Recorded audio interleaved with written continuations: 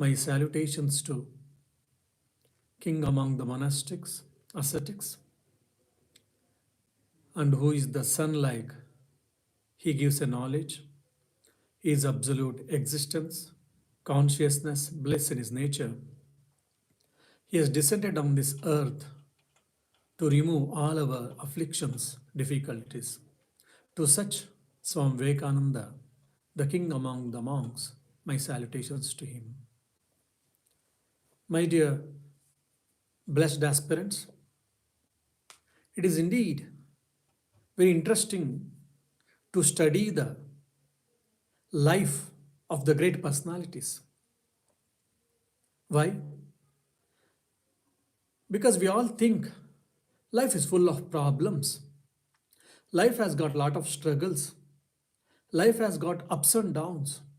It is boring. It has got a lot of burden. It is burdening.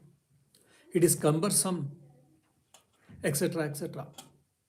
Many times we weep, we cry, we curse ourselves, we curse the society, we curse the God, we curse our parents, elders, so on and so forth. But life is full of struggle, no doubt. Life has got lot of ups and tides, lot of ups and downs. And sometimes we do expect some miracles. And when we worship or when we accept a great personalities as our role models, we do think like we should achieve like our role models. We should also raise ourselves to the greater heights like Swami Vivekananda or the Jesus Christ, Saint Francis of Assisi, Rabindranath Tagore, Netaji Subhash Chandra Bose, APJ Abdul Kalam, or Elon Musk, in our different fields, in our own fields, whoever has achieved the highest thing, we also like to achieve similar to them. But we don't know, or many of the time, most of the time, we are not aware how much difficulties they might have faced, how much problems they might have faced, how much challenges they have come across, and what are the struggles they had to face in their life. Most of us, we are not aware of it. That's the reason it is very, very important for all of us to understand all the greater personalities, the great personalities have got a lot of struggles in their life. So their study gives a clear understanding, better understanding about the life and our own struggles too. In the spiritual history, the greatest incarnations are great incarnations like Rama, Krishna, and the prophets like Muhammad Paigambar, Jesus Christ. All of them they lived, it has been recorded, but unfortunately, we don't have much details about their spiritual struggle. How did they struggle in spiritual field? What was their perceptions? What was their experiences? And to such a spiritual heights, they were all spiritual giants. To reach to that stage, what all the paths they had taken, how they faced, what the practices they did, mostly we don't have in detail. But in the history of spiritual literature, first time of its kind, the prophet or the incarnation of the modern age, that is Sri Ramakrishna Paramahamsa and Swami Vivekananda, their spiritual struggles have been recorded authentically. The people who have seen, they have told, and it has been authentically recorded. So today, all of them gives a better clarity for all of us as spiritual aspirants to reach to the ultimate, or to have the self-realization, or to have the God realization. Struggle is part and parcel of the life. If we don't have struggle, if we don't want to struggle, or if we don't have struggle, that means we cease to exist. The struggle at broad canvas, we can classify into two groups. One is external struggle, the other is internal struggle. external struggle for our life, to have bread and butter, to have the decent living, to have good house, power position, name and fame, all these things we have to struggle. We have to work, we have to put our own labor, otherwise, nothing is going to come simply. Similarly, there's also internal struggle, controlling the mind, controlling our thoughts, controlling our emotions, and channelizing all of them in a right direction, giving them higher push, controlling our passions, trying to maintain the purity of mind, and with discrimination, trying to go in the steadfastly in the path of devotion, in the path of spirituality for the emancipation, to attain self-realization or to have God realization. There's a lot of struggles are included or involved. External struggles, most of us we do it because otherwise we don't have any go in the life. Even to get a bread and butter, to have a decent living, we have to struggle. Otherwise, it is not so. But internal struggle, some of us we feel, some of us we don't feel. Now, Swami Vivekananda, the greatest prophet of this modern age, for the modern age, even he had to face a lot of struggles. He had to face a lot of difficulties. He had to face a lot of adverse circumstances. In the midst of all these things, he emerged himself as the epitome of spirituality. Whatever today we are seeing, and he preached the Advaita Vedanta, the non-dualistic philosophy to the entire world. We all, when we hear, when we read, when we study the life and Swami Vivekananda, the life and teachings of Swami Vivekananda, we all feel happy. We all feel energized, charged. But at the same time, some of the time, we don't understand how much difficulties he had to face. What are the adverse circumstances he had to face? When we read all these things, it gives a positive mindset for all of us to struggle either in the external field as well as in the internal field, either in the professional life or in the personal life or even in the spiritual life, because life has got lot of struggles. And moreover, to have self-emancipation or to have self-realization, to have God realization, it is not a cakewalk. It is full of roses as well as thorns. We have to face that difficult situations. Now let us see how in the life of Swami Vivekananda as a Naren, what all the difficulties he had to face, what all the challenges he had to face, and how ups and downs he had, what all the confusions he had, how he faced, how he resolved. So that all these things will give a good output, input, insights for all of us to tackle our life, to handle our own mind, and to pursue our spiritual path. It is very, very important. First and foremost, when we start our journey, once we finish our childhood and when we enter adolescent or youth, the first and foremost, the problem comes of our goal. What should I do? Or what should I become? For example, in the mundane life, in the empirical life, should I pursue doctor profession, professional field, doctor, medicine, or engineering, or philanthropist, or business, or politician, or artist, or maybe fashion designer, so or dance. Sometimes hobbies, or sometimes we have got a passion in a particular field, but the parents and the society say that in the particular field, if you go, you will not get good bread done, but a lot of challenges are there. Better not to pursue that. So like this lot of challenges, confusions we do face in our life, in the mundane life, in the empirical life. Whether should I go for medicine, or should I go for law, or should I go for engineering, or should I go for technical field, research, so on and so forth, isn't it? So similarly, then sometimes we feel as if we are confused, we don't have a what to do, we are not able to do. Sometimes we may take the help of parents, sometimes we may take the help of our teachers, our counselors, And sometimes we feel, okay, whatever, however the will, God's will is there, and however the life comes, let me take. And some people, they don't think, whatever it comes, they take. And the other is spiritual goal. The person who wants to lead the spiritual life, he had to face a lot of struggles, lot of problems. He had to take a lot of decisions, very strong decisions. It is not that easy for any individual soul to take the right decision at right time.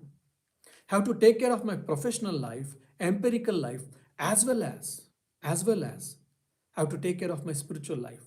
Living in the world and taking care of spiritual life is not at all easy. It is difficult, no doubt. And some feel that I don't want to take the mundane life. I want to jump, or I want to turn myself completely to spiritual life. I have to dedicate my body, mind, time, energy, soul for the spiritual life. So again, there will be a big shift has to happen. So his mind will be oscillating between two things. Whether should I go to empirical life and some profession, or should I go to spiritual life, life of ascetic, monk life, or whatever. So at that critical juncture, taking a decision is not that easy. Whether should I become a doctor or should I become an ascetic? Should I become a lawyer, doctor, or should I become a monk? Should I renounce the world or should I live in the world? It is not that easy to take the decisions for most of us. So even Naren, as a young chap, even he had this dwindling, this oscillating mind in his life. In one side, he used to have the vision in the mental picture that he's becoming a big lawyer because his father was also a lawyer. We know, famous lawyer. So I can become a big lawyer, famous lawyer, and earn thousands of rupees. Or I will become a business magnate or whatever. In the empirical life, I will be the great successful person. Is one side, is getting the picture in his mind.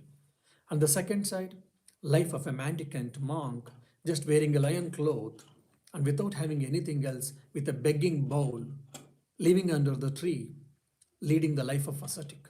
So these two ideas was coming as a picture. He was able to visualize, and his mind was oscillating between these two things. If I go in the empirical life, I can be the best person. And if I can take this path of spirituality, even I can be the best monk. Now, which should I select? Even this oscillating or dwindling in the mind, even he had Naren. Slowly, with the Guru's grace and his because of mental maturity, slowly, the life of successful person in the empirical life is got diminished, and becoming a monk, becoming a ascetic, it became stronger, and he chose the path of spirituality, or he chose the path of renunciation. See, that means what? If we also, any of us, if we get such type of doubts, we need not to feel bad, we need not to feel worried. So all the great people, even they had such type of doubts, oscillating mind at some point of time to take decisions. Afterwards,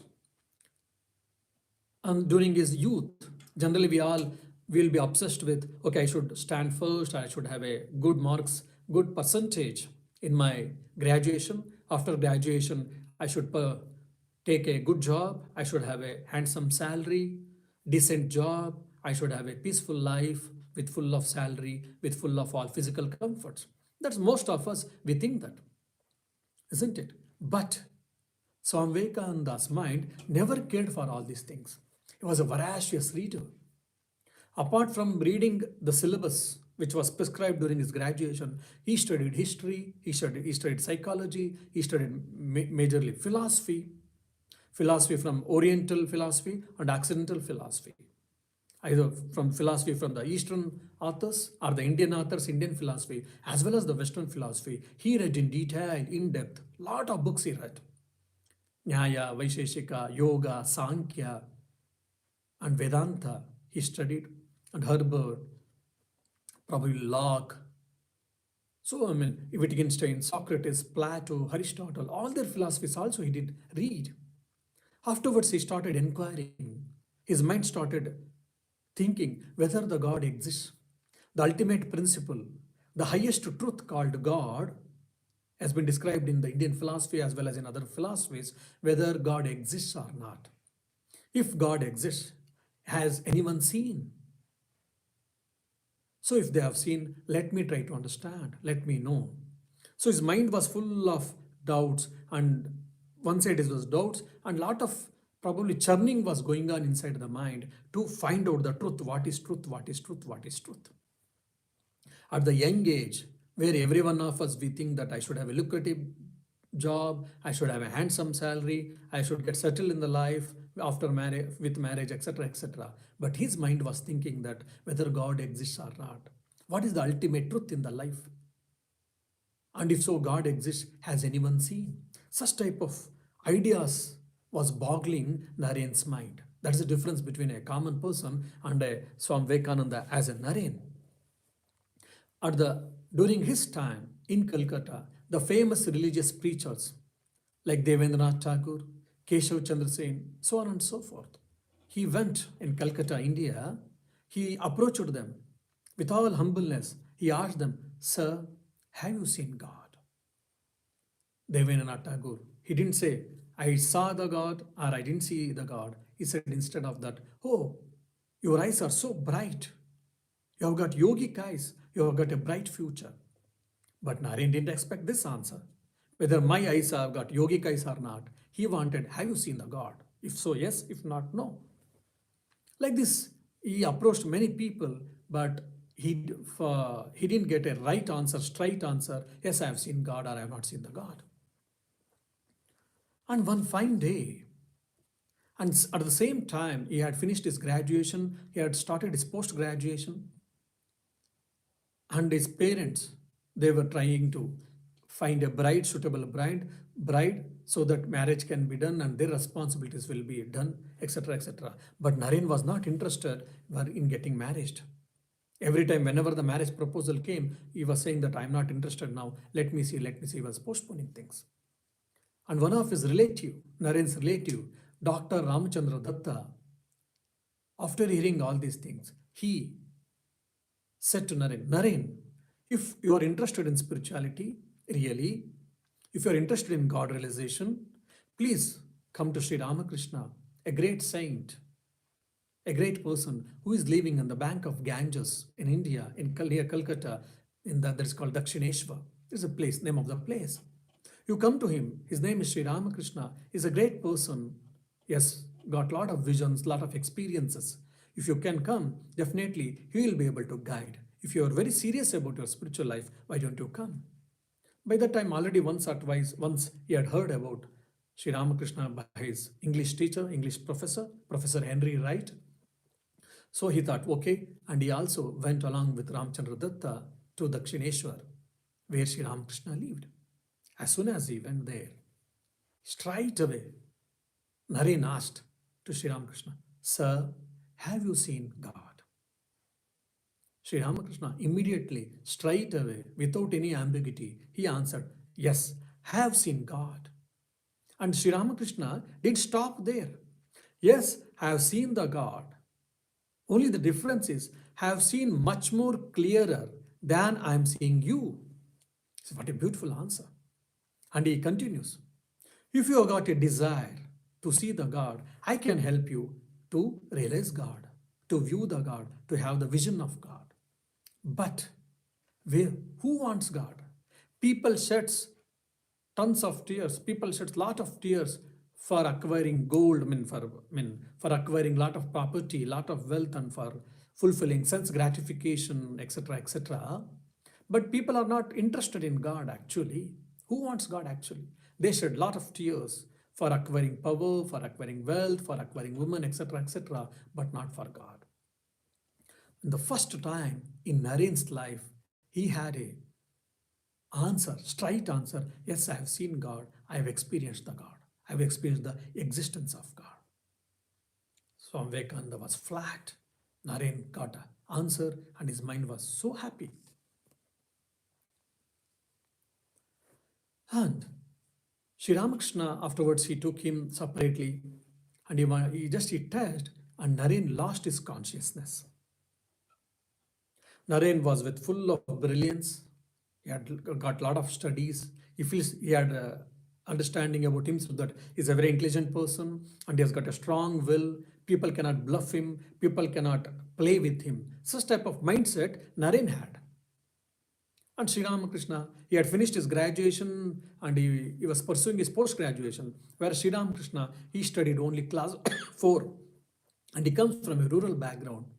And Sri Ramakrishna's a divine touch made Naren to lose his consciousness. And after some time only, when he came to conscious, he understood some time, for a short period of time, I had lost my conscious. What happened? I don't know. That was a great shock for Swami Vivekananda as a Naren. How can Sri Ramakrishna mesmerized me? Did he use hypnotism? Or did he use some black magic? Etc. etc. etc. Here, when you hear this story, when I remember one story from Ramayana. Ramayana, the great sage, the knower of Brahman, who has got a self-realization called Vashishta, who was also a teacher of Sri Rama, the king whom we read in Ramayana. He was a great person, great ascetic, and he was the knower of Brahman, self-realized man. He had a lot of powers, spiritual powers. The other person called Vishwamitra, he was a great king. Once he had come to Vasishta's hermit. Vishwamitra, then he was a king. He had gone to some war. He had a huge army. So he came and he prostrated to Vasishta and he paid his respects. And Vasishta inquired this king whether everyone is doing well in his in his empire, everyone, and what was the reason for his coming. He said, I had been to war and I had a huge army staying outside. Just to pay our respects, I came. Now I will go. But Vasishta said, Sage Vasishta said, why you want to go? Have your food and go. Then the king laughed and said, my dear sir, I've got a huge army, thousands of people. You cannot feed so many. Probably 5 or 10 you may be able to feed. Thousands of people I have got. We have. So you cannot feed. Never mind. We will go. But Sage Vasishta said, never mind. I will feed all of them. Then, because generally the sages were poor people, they had a very they used to live in the huts, thatched roof, or in the huts, or that in the forest most of the time. So they used to have a simple living, and their income was meager. Whatever the people or the kings used to give, that much only. So definitely everyone knew that they had a simple living. Most of the time they used to take fruits or vegetables or some roots which is available in the forest. So king knew this, so he said no. But Sage Vasishta said, never mind, you will have a sumptuous meal. You will have a very good meal, whatever you desire.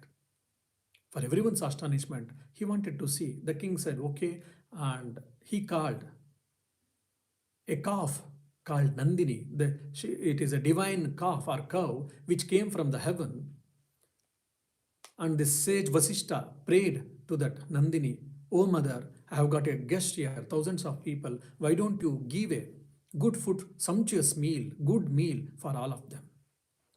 With the power, magical power, it created so much food, sumptuous and different types of dishes for everyone, and everyone ate with to their heart content. By seeing this, the king felt, he was amazed. He initially didn't believe, but he saw in his own eyes that yes, that magical power has got that divine cow called Nandini. Then he approached sage Vasishta that why don't you give this cow, because this should be in the king's palace, many people will be benefited. Then he said, it is not possible. Why? Because of my spiritual penance or whatever, it has come by its own, you cannot get it. But the king demanded, you have to give me. Then the sage said no, but then the king threatened, if you don't give, we will kill you. Then there was no other go. He had to give the cow, but the divine cow was not interested. It was reluctant to go, and there was a fight, and after whatever it may be, when the war started happen, just with the small stick like whatever had Vasishta, he kept, and the whole it was capable of swallowing the entire army. Because of that's called Brahma Danda in India or in the Sanskrit. The whole power, valor, the entire, what you say, soldiers, thousands of soldiers were unable to attack on the Sage Vasishta or on the Nandini, and they had so much power. Then he had to bend down and he said, how is it possible? Then he said, because of the Brahma Shakti, because of spiritual power, because of self power, the power which has come from self realization, that is the highest thing. In front of it, all other powers are inferior. The same thing here we can see in the life of Naren. He was intelligent, he was a voracious reader, he has got a strong willed personality, he's a pure person, no doubt. But Sri Ramakrishna, he had the power of spirituality, power of the power which is obtained after self-realization. So among, in front of that, all other powers are inferior, which we can learn in with Naren's and Sri Ramakrishna's first meeting. Then Naren started coming, and Naren was also a member of called Brahma Samaj, which was one of the social movement which was very famous during 19th century in Calcutta. One of the philosophy of the Brahma Samaj is they don't believe in image worship, idol worship. So they never used to worship idols and they never used to pay the respects to idols. And whoever is the member of that, they had to follow. Even Naren was the member of Brahma Samaj, and one more his friend called Rakhal. Later he became Swami Brahmananda, the spiritual child of Sri Ramakrishna. He was also the member of Brahma Samaj, and both were friends. And both were coming to Sri Ramakrishna for spiritual benefit and for spiritual guidance. And because Naren, he was the member of Brahma Samaj, he never used to go to visit temples and he never used to bow down in front of images like Kali Mandir they had got, and Radha Krishna Mandir they had got, and Shiva temples they had. In front of none of them used to bend his head because he was the member of Brahma Samaj. But for his astonishment, Rakal used to pay the respects to Mother Kali, to Radha Krishna, and to Shiva, just like any devotee does. By seeing that, he got furiated. And once he holded him and he said, what is this? You are the member of Brahma Samaj. I am also the member of Brahma Samaj. Both of us, we have taken the oath that we will not pay our respects to idol worship, because according to the Brahma Samaj, the God is Nirakara. It doesn't have any form. So this we have rejected idol worship. How can you do? But Rakal was not able to give any answer for him, but he started avoiding him. But he continued paying respects. And Sri Ramakrishna observed this. Once he called Naren. Naren, you are coming here and you are listening to my teachings and all, and you are not accepting the image worship. What is this? And Naren said straight away, because I am coming here, I am paying my respects to you, I am listening to your talk, that doesn't mean that I have to accept image worship or idol worship. Murti puja, I don't think. Then Sri Ramakrishna says, okay, the time will come, you will accept. But why are you disturbing Rakal? Rakal has no problem. He has accepted the idol worship, image worship, because it is the manifestation of God.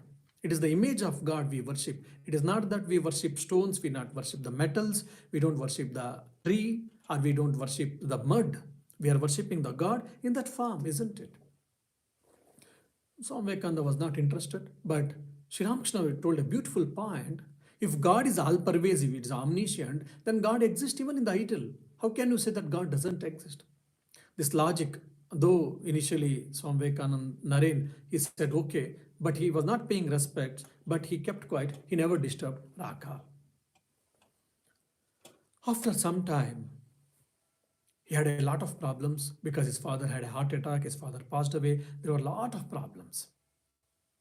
Even he had a problem with this, having a square meal, though he was intelligent, etc., etc. He didn't had a right job to take care of his mother, old mother, and two elder sisters, two younger brothers. All things were difficult.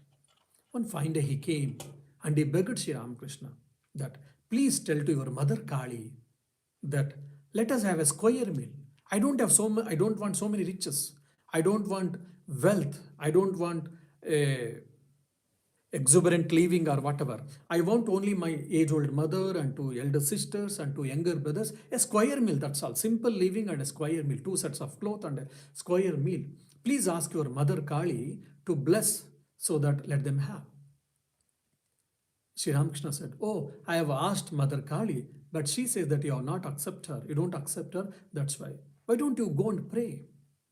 See, when the difficulties comes, how we change.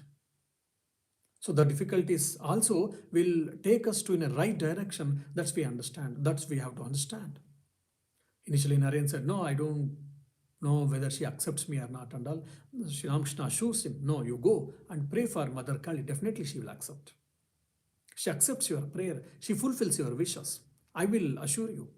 And Naren goes with all fervor, devotion in front of Mother Kali and he prays. What he prays, the moment he sees the idol image of Mother Kali, his mind was soaked with full of devotion. He prays for devotion, discrimination, and renunciation. Bhakti, Gnana, Viveka, Vairagya. Mother blesses him. Okay, your wish is fulfilled. Let your wish be fulfilled. And he comes back. Sri Ramakrishna asked him, "Oh, did you pray for whatever you wanted?" Immediately, Naren scratches his head and said, "Oh, I forgot. I prayed for bhakti, devotion, gnana, knowledge, that is supreme knowledge or spiritual knowledge, and viveka, that is discrimination, vairagya for renunciation." Sri Ramakrishna says, okay, no, better you go once more and you pray for whatever you want. And second time he goes Naren, and same time he prays for devotion, knowledge, discrimination, and renunciation. He forgets totally. And second time after coming, when Sri Ramakrishna inquires, again he tells, "I forgot." Sri Ramakrishna scolds him, "What type of person you are? At least for what you are going, you are supposed to remember and you are supposed to ask. If you don't have that much control over your mind, what are you going to achieve?" This third time, with all awareness, he goes but when he wanted to pray, he felt that asking for all these small things, it is just like asking like a pumpkin when he meets a king. So again, he doesn't ask for all the worldly enjoyments or worldly desires. He asks for again renunciation, devotion, discrimination, and he comes back.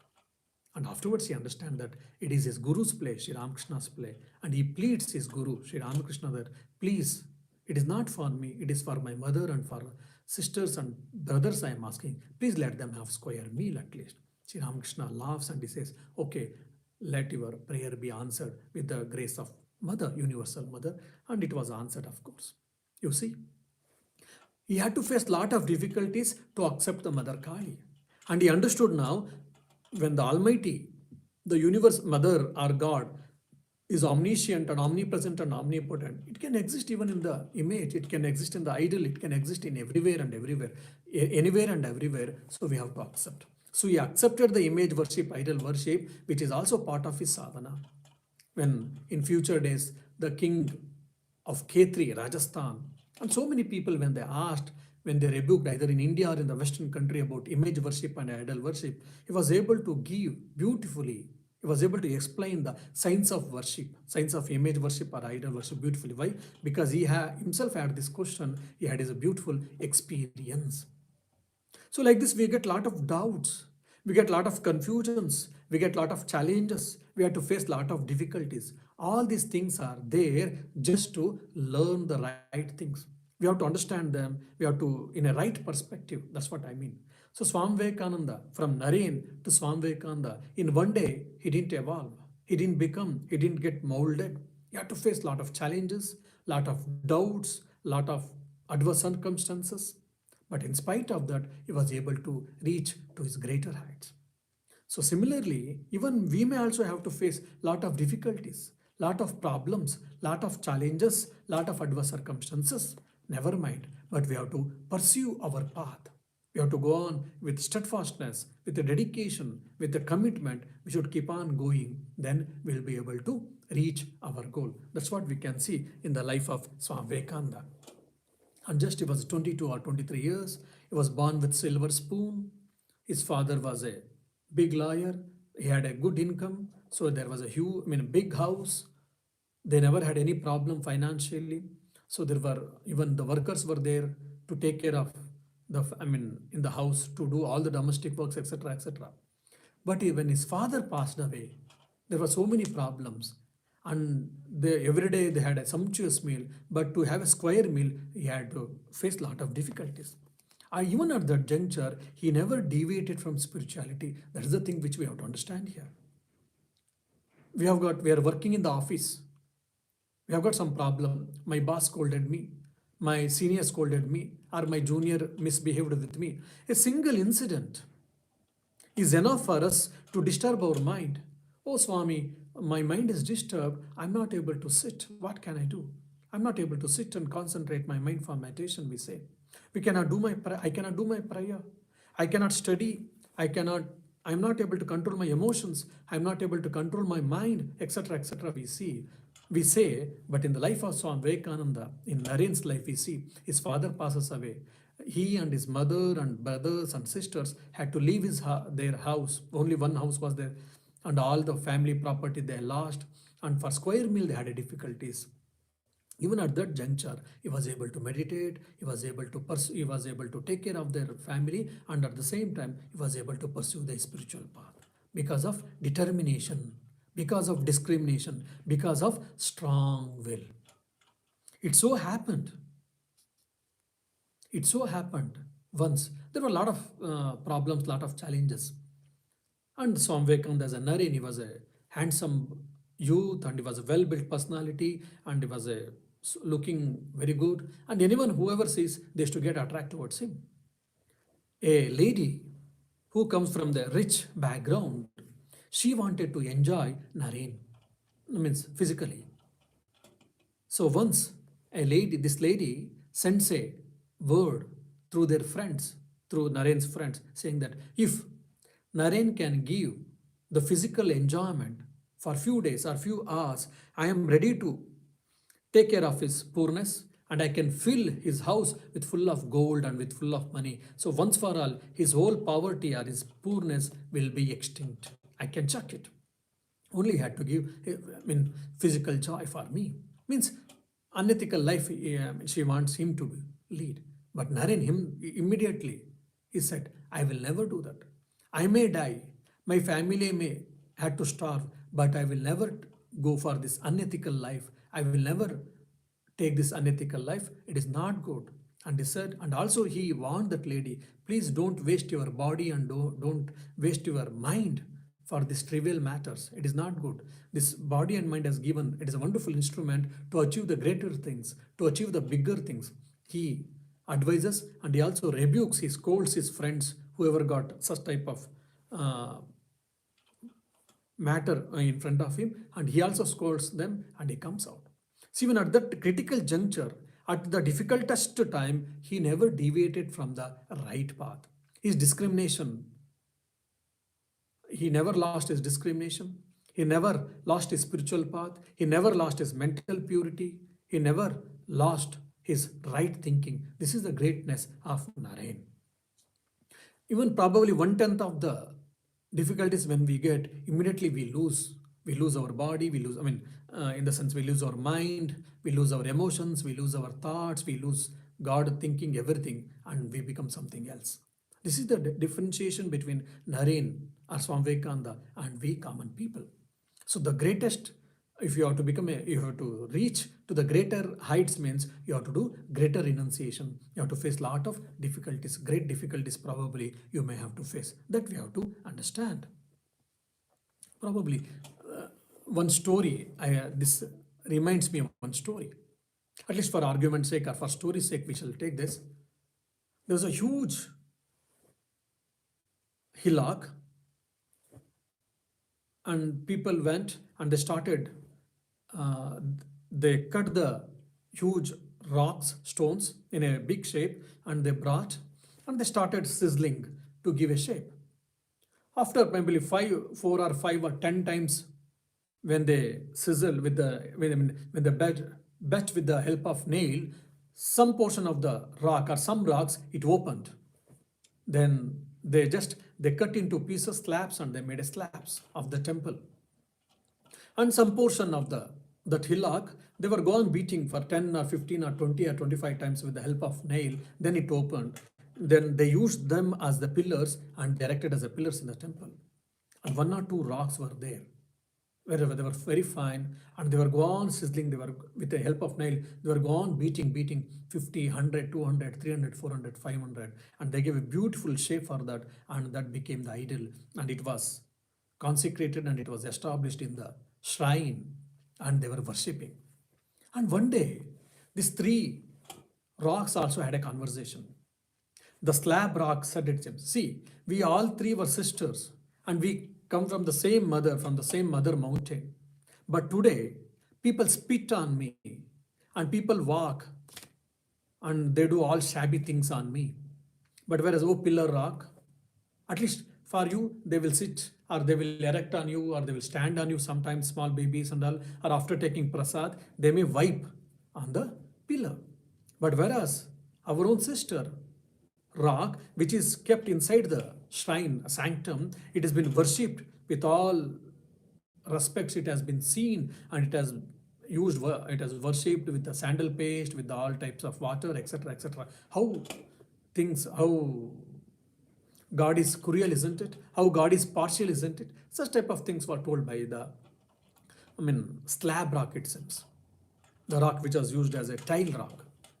Then the rock which was kept inside the shrine sanctum, he said, yes, my dear, but we all three come from the same mother rock, mother hillock, no doubt. But when 5 or 10 times when the sculptor, with the help of nail, when he bet, you said, I cannot bear, and you opened yourself. So that way, just they cut and the slab, they made slabs out of you and they are put on the ground. That's the reason people spit on you, people walk on you, and they make all shabby. But whereas our own sister rock, which it bare 20 or 25 beatings, and afterwards it said, I can't bear anymore, and it opened and they have made pillars. For me, so many times, 100, 200, 300, 400, 500, big, small, so many types, they were gone beating on me. I bore everything. Just I bore with patience. That's why today I have become a statue and have idol, a great idol, and they have kept in the sanctum and they are worshipping me, isn't it?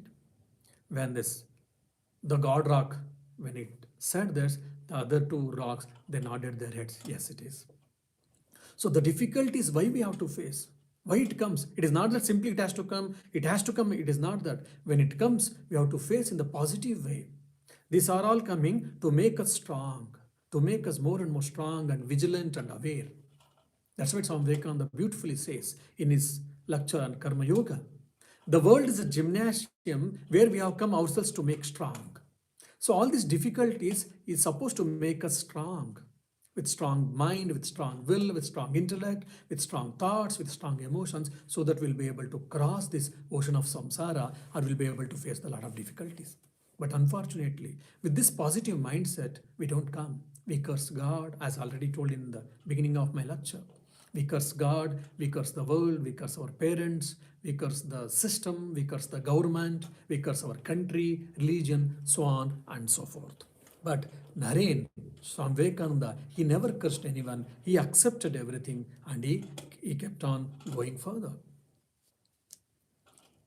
And Sri Ramakrishna's, once he was telling that the whole world, I, you, and the world and the objects, everything is that Brahman, that is consciousness, existence, consciousness, bliss, absolute. Sarvam Kalvidam Brahma. Whatever exists in this world, everything is Brahman and Brahman alone, the conscious or the spirit. Naren said, no, it cannot be. Because the world is full of matter, we know that. And I'm the living being. I'm conscious, I've got this body is matter, fine. But I'm conscious, I'm awareness, with full of awareness. There's a lot of difference between beings, non-living beings, and living beings. And this world is made up of elements, atoms, and all. We know that. It is a matter. There's a difference between matter and mind. There's a difference between mind and spirit. How it can be everything comes out from the spirit? It is all nonsense. It is irrational. It is illogical. I can't accept.